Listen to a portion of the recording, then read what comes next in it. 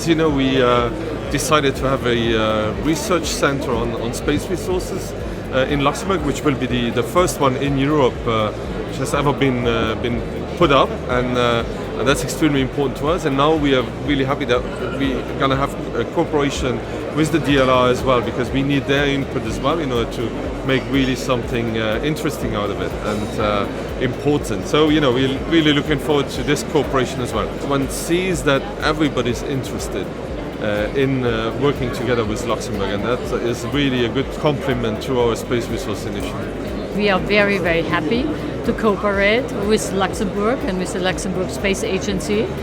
And I think it's important because Luxembourg is very innovative and attracts very important companies in the field of new space. And I think we can learn from them, and we can do great cooperation together in space science, in space exploration. So it's a great day for us. The content of this collaboration is to support Luxembourg's idea about in situ resources utilization and all the activities in exploration in the future.